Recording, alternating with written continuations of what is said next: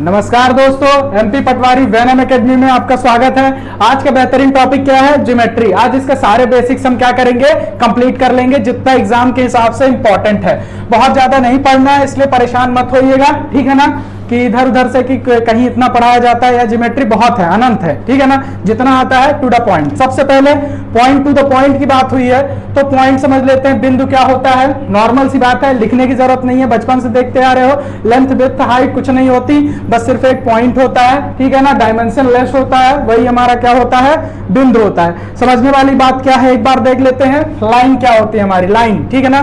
देखो लाइन क्या होती है हमारे पास? रेखा। लिखते जाना, नोट्स में नोट करते जाना, ठीक है ना। रेखा, अगर मैं रेखा को ड्रॉ करूं, ये देखो, इसमें सिर्फ क्या होती है हमारे पास? लेंथ होती है।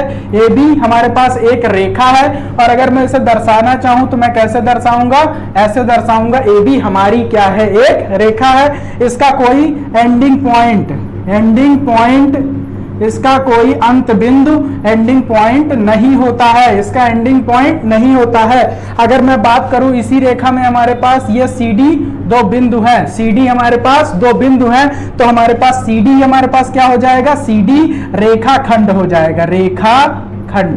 खंड, ठीक है ना। लाइन सेगमेंट, ठीक है ना। रेखाखंड, लाइन सेगमेंट। तो ये बेसिक चीजें हैं, एक बार लिख लेंगे। आगे चलते हैं। कनकरेंट लाइन, संगामी रेखाएं, ठीक है ना। कनकरेंट लाइन क्या होता है हमारे पास? संगामी रेखाएं क्या होती हैं? बहुत छोटे छोटे पॉइंट हैं, जल्दी जल्दी डिस्कस करके क्या कर लेते हैं? खत्म कर लेते हैं। संगामी रेखाएं क्या होती हैं? एक ही पॉइंट से बहुत सारी रेखाएं अगर हमारे पास जा रही हैं तो वो हमारे पास क्या होती हैं? संगामी रेखाएं होती हैं, ठीक है ना। इतना आप लोग लिख लीजिए, हालांकि ये बेसिक है, नहीं भी लिखेंगे चल जाएगा, ठीक है ना।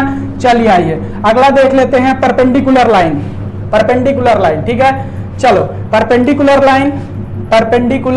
लाइन यानी हमारे पास क्या हो जाएगा? परपेंडिकुलर लाइन, लंबवत रेखाएं, ठीक है ना, एक दूसरे पर लंब हैं। कैसे? ये देखिए, ये अगर ये एक दूसरे पर लंब है रेखाएं, तो ये यहाँ पे कितने का कोण बनाएगी? 90 डिग्री का कोण बनाएंगे।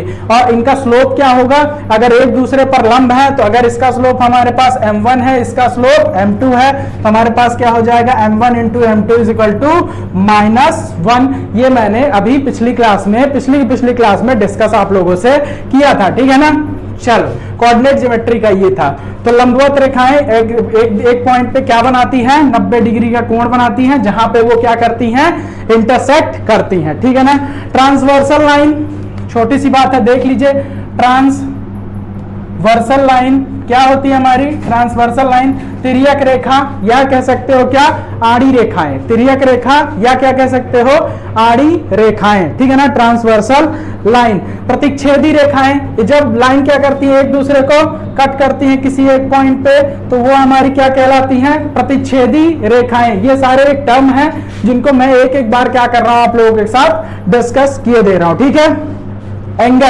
एंगल की बात कर लेते हैं। एंगल कितने तरह के होते हैं? अब यहां से थोड़ा सा इंपॉर्टेंट चालू हो रहा है, इसको अब अच्छे से देखिएगा। नोट करना हो तो नोट भी करते रहिएगा। देखिए, एंगल जब कभी भी बनेगा, एंगल यानी कोण, ठीक है। कोण कैसे बन सकता है? देखिए, दो रेखाखंड हमारे पास होने चाहिए, ठीक है ना। उनका वर्टेक्स क्या कहलाता है? शीर्ष। वर्टेक्स शीर्ष, यानी इस रेखाखंड, अगर मैं कहूं T और B का रेखाखंड ये है एंडिंग पॉइंट, और PA दोनों का एंडिंग पॉइंट क्या है? हमारे पास एक ही वर्टेक्स है। इसके बीच में जो थीटा है वो हमारा क्या है? एंगल है। इसकी वैल्यू अलग अलग हो सकती है, ठीक है ना। अब इसमें इंपॉर्टेंट क्या है? एंगल के टाइप हैं, ठीक है ना। तो सबसे पहला एंगल हमारे पास क्या होता है? चलो, एंगल की बात उठी है तो सबसे पहला एंगल हमारे पास क्या होता है? न्यून कोण, ठीक है ना। न्यून कोण, ऐसा एंगल। अब देखो, न्यून कोण क्या होता है? अगर मैं कहूं ये 90 डिग्री का एंगल है, ठीक है ना, 90 डिग्री का एंगल है, तो इसके बीच में 90 डिग्री और 0 से 90 डिग्री के बीच में जितने भी एंगल बनेंगे वो सारे हमारे कौन से होंगे? न्यून कोण होंगे, न्यून कोण, ठीक है ना। देखो, तो हम क्या कह सकते हैं? एंगल जो हमारे बनेंगे, थीटा जो बनेगा वो लेस देन किससे होगा? 90 डिग्री। ये इसकी क्या हो जाती है? हमारे पास पहली कंडीशन हो जाती है क्या? कि न्यून कोण, ठीक है ना। अब देखो, समकोण समकोण कब बनेगा? राइट एंगल, राइट एंगल, ठीक है ना। राइट एंगल कब बनेगा? जब थीटा इज इक्वल टू कितना हो जाएगा हमारे पास? 90 डिग्री। एक एक बार लिख लो, एक एक बार लिख लो, क्योंकि अगर एग्जाम में आ गया 1 नंबर का तो फिर 1 नंबर मिल जाएंगे ना, और क्या, ठीक है ना। चलो, तो हमारे पास 90 डिग्री का एंगल, ये देखो, या जब दो रेखाएं एक दूसरे को कट करती हैं लंबवत, तो जहां पे ये 90 डिग्री का कोण बनता है, ठीक है ना। तो ऐसे कोण को हमारे पास क्या कहते हैं? इस कोण को क्या बोल देंगे? समकोण। इस कोण को हम क्या बोल देंगे? समकोण या राइट एंगल ट्रायंगल, ठीक है ना। तो थीटा इज इक्वल टू यहाँ पे क्या होता है? 90 डिग्री। तीसरा हमारे पास क्या होता है? अधिक कोण। अधिक कोण, अधिक कोण, अधिक कोण हमारे पास क्या होता है? जब थीटा की वैल्यू ग्रेटर देन किसके होती है? 90 डिग्री, यानी 90 डिग्री से बड़ी होनी चाहिए। जैसे ये हमारे पास क्या बन गया? 90 डिग्री का। लेकिन इससे अगर हम थोड़ा सा भी आगे चले गए, थोड़ा सा भी आगे चले गए, तो ये सारे एंगल हमारे क्या हो जाएंगे? अधिक कोण हो जाएंगे। यानी थीटा की वैल्यू किससे बड़ी हो जाएगी? 90 डिग्री से। जब जब थीटा की वैल्यू हमारे पास बड़ी हो जाएगी, तब तब हम क्या कहेंगे कि वो कोण हमारा कैसा है? अधिक कोण है, ठीक है ना। ऋजु कोण, चौथा क्या होता है हमारे पास? ऋजु कोण। ऋजु कोण, ऋजु कोण यानी एकदम स्ट्रेट कोण, हम उसे क्या कह सकते हैं? सीधा कोण भी कह सकते हैं, ठीक है ना। ऋजु कोण एक सीधी लाइन पे बना हुआ, ये देखो सीधी लाइन है हमारे पास। यहाँ पे क्या है? हमारे पास एक पॉइंट है। अगर मैं इसको कहूं ये कितने का एंगल है? 180 डिग्री का एंगल है, तो यही हमारे पास क्या कहलाता है? ऋजु कोण कहलाता है, ठीक है। तो ये एंगल के हमने कितने भाग देते हैं? 1 2 3 4, 4 तरह के एंगल देख चुके हैं। एक बार स्क्रीनशॉट ले लीजिए, फिर चलते हैं क्या एंगल्स में कुछ अच्छे कॉन्सेप्ट डिस्कस करते हैं जो कि एग्जाम में बहुत इंपॉर्टेंट हो जाते हैं, ठीक है। चलिए, टाइम को वेस्ट ना करते हुए आगे देखते हैं। चलिए, अगला हमारे पास क्या है? Complementary angle. क्या है हमारे पास? Complementary angle. Complementary angle, angle ये हमारे पास कॉम्प्लीमेंट्री एंगल, हिंदी में क्या बोलते हैं इसे? पूरक कोण। पूरक, पूरक कोण, पूरक कोण। अगर मैं कहूं तुम्हारे पास एक एंगल क्या है? ए है और एक एंगल बी है, तो एंगल ए और बी एक दूसरे के पूरक हैं कि ये कैसे पता चलेगा? कैसे पता चलेगा? सिंपल सी है, angle A plus angle B को ऐड कर दो, अगर ये 90 डिग्री आ जाएगा तो ये हमारे पास क्या हो जाएगा? कॉम्प्लीमेंट्री एंगल हो जाएगा। अब क्या मुझे आप बता सकते हो 45 डिग्री का कॉम्प्लीमेंट्री एंगल? आप लोगों को क्या करना है? कमेंट सेक्शन में कमेंट करना है, ठीक है ना। 36 डिग्री का कॉम्प्लीमेंट्री एंगल और 90 और हमारे पास किसका? 87 डिग्री का कॉम्प्लीमेंट्री एंगल। इसको आपको क्या करना है? कमेंट सेक्शन में कमेंट जरूर करना है, ठीक है ना। अब चलो, दूसरा एंगल हमारे पास क्या है? इसी तरह से कॉन्सेप्ट और है, कॉम्प्लीमेंट्री सप्लीमेंट्री, सप्लीमेंट्री एंगल, ठीक है ना। सप्लीमेंट्री एंगल ये क्या होता है हमारे पास? संपूरक कोण। संपूरक कोण जल्दी जल्दी इसलिए बता रहा हूं क्योंकि छोटी छोटी बातें हैं, एक बार रिवीजन की तरह देख लो, जिसको नहीं पता है लिख लो। संपूरक कोण, अगर हमारे पास दो कोण है, एंगल ए और एंगल बी, ये दोनों संपूरक कब होंगे? अगर आपको इजीली बताना है, इनको क्या करो? ऐड कर दो। Angle A plus angle B is equal to हमारे पास कितना होना चाहिए? 180 डिग्री।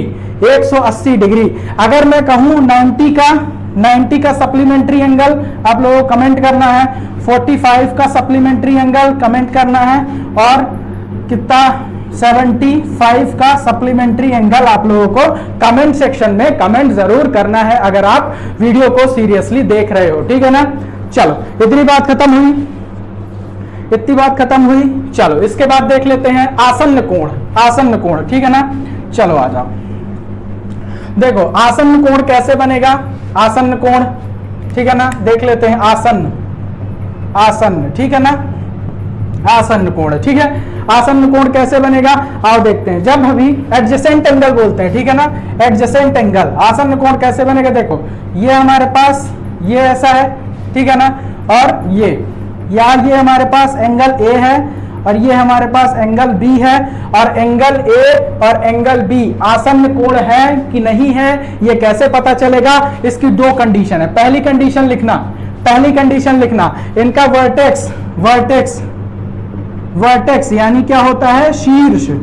इनका कॉमन क्या होना चाहिए? कॉमन शीर्ष, शीर्ष, शीर्ष क्या होना चाहिए, कॉमन वर्टेक्स, कॉमन वर्टेक्स, और दूसरा एक कॉमन लाइन भी होनी चाहिए, एक इनके इन दोनों के एंगल के बीच में कॉमन लाइन भी होनी चाहिए, ठीक है ना। दूसरा इसी कंडीशन क्या है, कॉमन लाइन भी होनी चाहिए, ठीक है ना।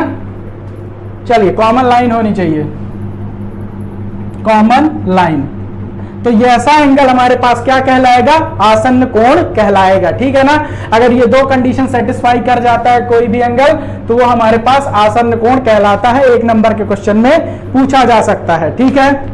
चलो इतनी बात हुई। अब देखो रैखिक युग्म देख लो कोण का, अब क्या पढ़ेंगे, कोण का रैखिक युग्म, ठीक है ना। चलो आ जाओ वो भी देख लेते हैं, छोटी छोटी बातें हैं, पता रहनी चाहिए, कभी कभी आ जाता है। तो क्या लिखोगे, कोण का रैखिक युग्म, कोण का रैखिक युग्म, इंग्लिश में क्या बोलते हैं, linear pair of an angle, linear pair of angle, ठीक है ना, लीनियर पेयर ऑफ एंगल। अब देखो लीनियर पेयर, मैं लीनियर बोल तो रहा हूं ना, शब्द से ही पता चल रहा है, लीनियर सीधा, आ जाओ सीधा देख लो, ये देखो एक लाइन खींच दो सीधा, ठीक है ना, इस पे एक एंगल बना दो, एक को कह दो क्या x, एक को बोल दो y, और ये लीनियर पे बने हुए हैं, बेस कैसा है, ए बी, लीनियर है। और अब अभी हम लोगों ने क्या पढ़ा है, अभी हम लोगों ने पढ़ा है स्ट्रेट लाइन पे बना हुआ कोण या सीधी रेखा पे बना हुआ कोण क्या होता है, समकोण होता है। तो अगर मैं angle x plus angle y करता हूं तो इसका टोटल कितना होता है मेरे पास, 180 डिग्री, लिख लेना, ठीक है ना, लिख लेना। ये देखने में सरल है, लेकिन कोण का रैखिक युग्म अगर बोल दिया इंग्लिश में और हिंदी में बोल दिया linear pair of an angle, अगर ऐसा बोलता गया कंफ्यूज हो सकते हो, ठीक है ना। यहां तो सरल हो जाता है, लेकिन लैंग्वेज में थोड़ा सा ऐसा लगता है कोई बड़ी बात कर रहा है, ठीक है। चलो आ जाओ, अब समझते हैं क्या दो समांतर भुजाओं या दो समांतर लाइन के बीच में कौन कौन से एंगल बनते हैं, उनको भी समझ लेते हैं, ठीक है। उससे पहले अगर दो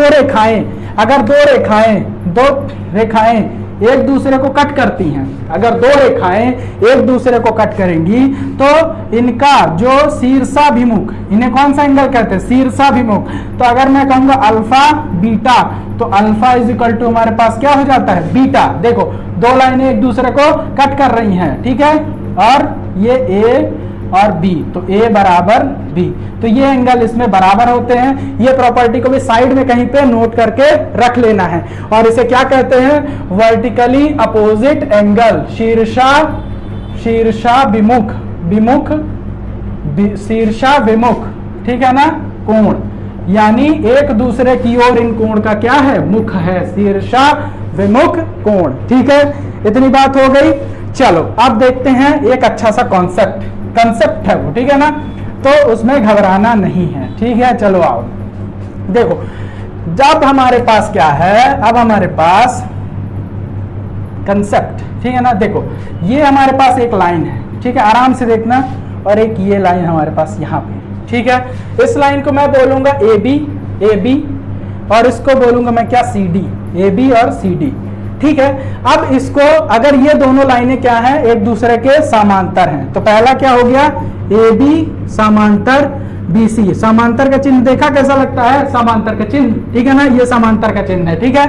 तो ए बी समांतर क्या है हमारे पास, बी सी, वो डी सी, ठीक है ना, डी सी। अब इसको एक ट्रांसवर्सल लाइन कट करती है, ठीक है, इसको एक ट्रांसवर्सल लाइन कट करती है। अब देखो, अब यहां पे अगर बहुत ज्यादा टर्मिनोलॉजी यूज करोगे तो कंफ्यूज होगे, सीधा सीधा देखना है कौन कौन से एंगल बराबर होते हैं, कौन कौन से एंगल बराबर होते हैं ये देखना। जैसे देखो, अगर मैं इतना भाग को छुपा लूं, इतना, सिर्फ इतना ऊपर देखो, उतना ऊपर देखो, तो ये दो लाइनें हैं जो एक दूसरे को कट कर रही हैं, ऐसे जो अभी एक एंगल बनाया था हमने, तो ये हमारे पास ये एंगल अगर शीर्षाभिमुख कोण आपको दिख रहे हैं, शीर्षाभिमुख कोण, ठीक है ना, तो ये हमारे पास क्या होता है, थीटा, तो ये भी एंगल क्या होता है, थीटा।